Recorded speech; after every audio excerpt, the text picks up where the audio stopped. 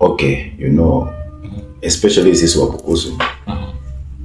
Wewe hata okay, acha nikupatie kwa mfano. Sio kwa mfano kama like vile baba amekufa. Si baba hajazaa mtoto hata nje. Si yako tuna wale wenye vile alioa mke, wenye alizaa out ni out. Lakini je, angekuwa ati ni Bukusu? Angekuwa amezaa. Wangelia hata hapa kuna ingekuwa shule. Obvious automatically. Okay. So kama nini kabla tuende kwa yeye Waluya, nini inafanyika like what do men want? Kwa nini analeta nini wewe personally umepatikana kwa situation kama hiyo? Yeah, pia mimi nishapatikana situation kama hiyo, lakini sasa nini ilifanyika? Okay, hiyo situation kama hiyo like mimi as a personal.